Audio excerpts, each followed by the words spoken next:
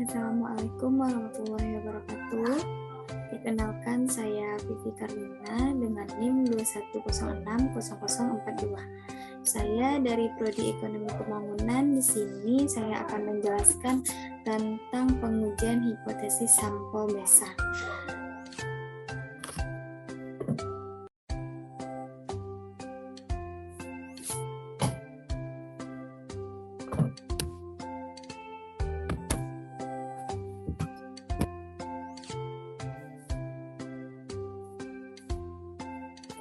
Masuk ke dalam materi saya yang pertama, yaitu pengertian hipotesis dan pengujian hipotesis.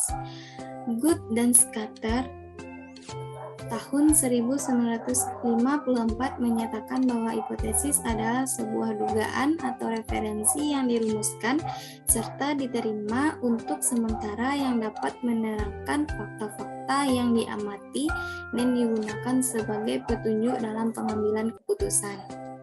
Sedangkan Kerlinger tahun 1973 menyatakan bahwa hipotesis adalah pernyataan yang bersifat dugaan dari hubungan antara dua atau lebih variabel. Selanjutnya, Lin 2007 mendefinisikan hipotesis sebagai berikut. Hipotesis adalah suatu pernyataan mengenai nilai suatu parameter populasi yang dimaksudkan untuk pengujian dan berguna untuk mengambil keputusan. Sedangkan menurut Nasir, tahun 1988, hipotesis yang baik mempunyai ciri-ciri: A. Menyatakan hubungan, B. Sesuai dengan fakta, C. Sederhana dan dapat diuji, dan D. Dapat menerangkan fakta dengan baik.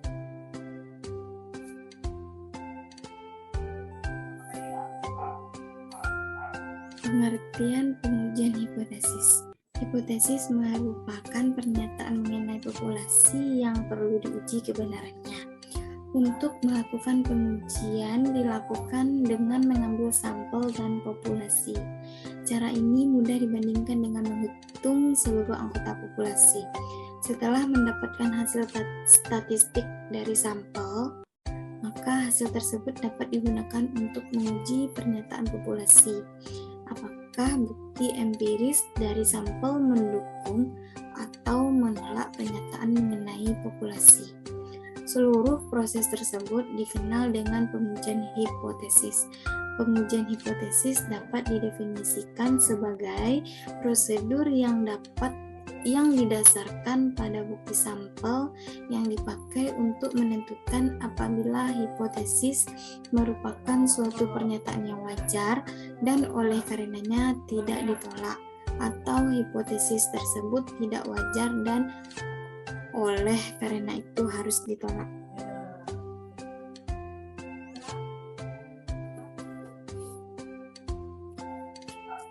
Materi saya yang kedua yaitu proses pengujian hipotesis. Dari proses pengujian hipotesis ada dibagi atas 5. Yang pertama yaitu merumuskan hipotesis. Perumusan hipotesis dikembangkan oleh Fisher yang dikenal sebagai bapak statistika. Fisher membedakan hipotesis menjadi hipotesis nol dan hipotesis alternatif. Saya jelaskan yang pertama. Hipotesis nol adalah suatu pernyataan mengenai nilai parameter populasi. Hipotesis nol dilambangkan dengan HO dan diformulasikan untuk ditolak atau tidak ditolak sesudah pengujian. Yang kedua yaitu hipotesis alternatif. Hipotesis alternatif di sini adalah suatu pernyataan yang diterima jika data sampel memberikan cukup bukti bahwa hipotesis nol adalah ditolak. Hipotesis alternatif sebagai lawan hipotesis nol mempunyai tanda yang berbeda.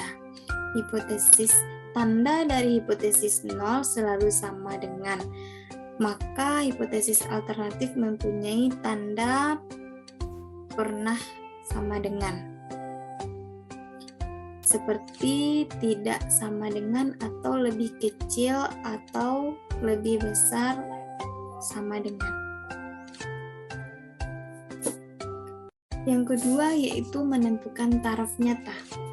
Setelah merumuskan hipotesis nol dan hipotesis alternatif, maka langkah yang keduanya yaitu menentukan taraf nyata atau nilai kritis. Ada juga yang menyebut tingkat risiko yang dapat didefinisikan sebagai berikut. Taraf nyata adalah probabilitas menolak hipotesis nol apabila hipotesis nol tersebut adalah benar. Taraf nyata adalah nilai kritis yang digunakan sebagai dasar untuk menerima atau menolak hipotesis nol. Taraf nyata dilambangkan dengan A, di mana A sama dengan 1 dikurang C. Ingat bahwa C adalah tingkat keyakinan apabila C sama dengan 0,95.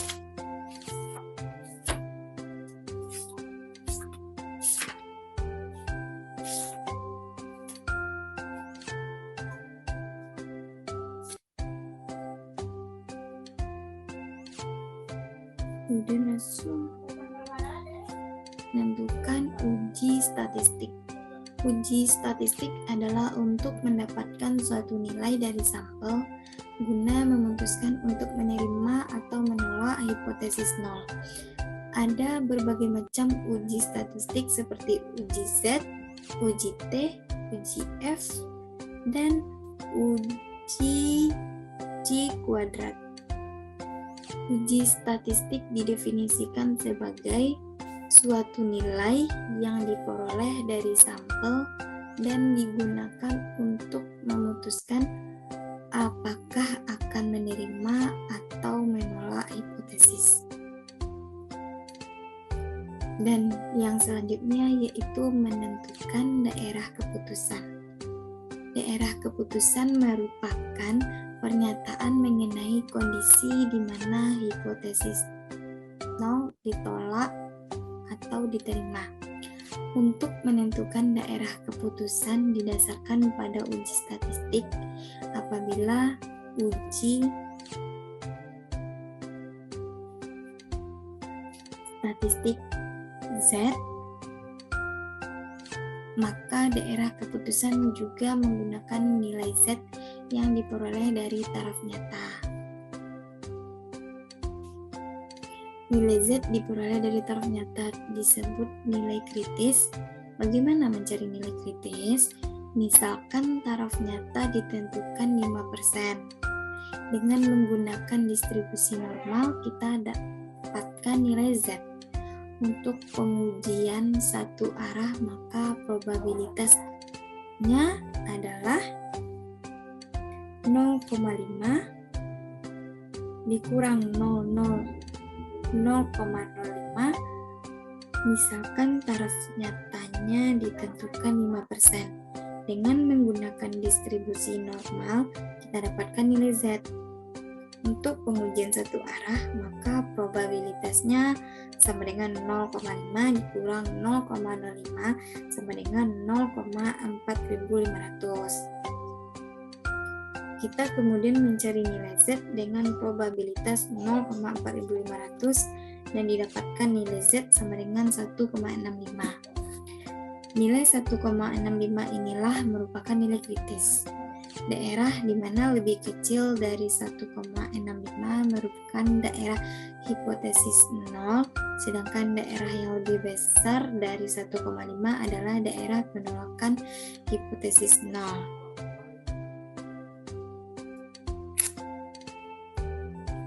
Dan yang terakhir yaitu mengambil keputusan.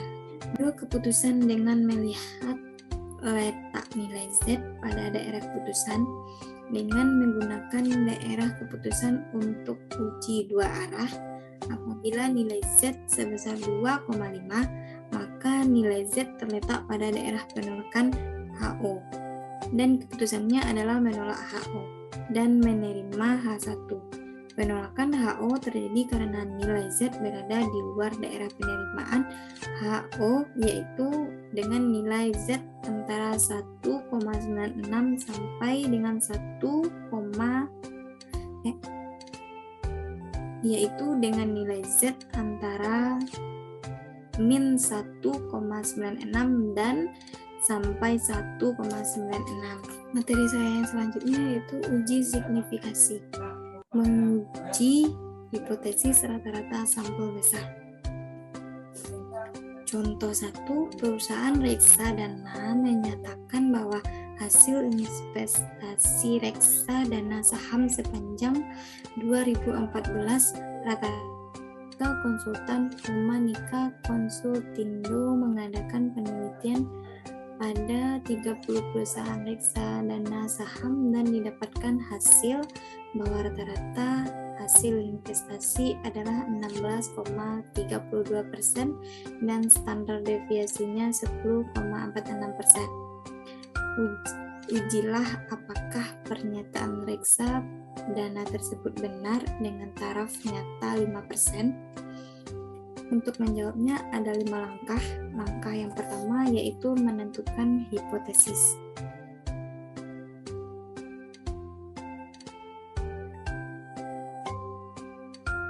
Hipotesis yang menyatakan bahwa rata-rata hasil investasi sama dengan 10,5% merupakan hipotesis nol. Dan hipotesis alternatifnya adalah rata-rata hasil investasi tidak sama dengan 10,5%. Hipotesis tersebut dapat dirumuskan HO sama dengan 10,5%, H1 tidak sama dengan 10,5%. Apabila melihat tanda sama dengan dan tidak sama dengan pada perumusan hipotesis tersebut, maka tanda itu menunjukkan adanya pengujian dua arah. Langkah yang kedua yaitu menentukan taraf nyata. Taraf nyata sudah ditentukan sebesar 5%. Apabila tidak ada ketentuan, dapat digunakan taraf nyata lain. Taraf nyata 5% menunjukkan probabilitas menolak hipotesis yang benar 5%, sedang probabilitas menerima hipotesis yang benar 95%.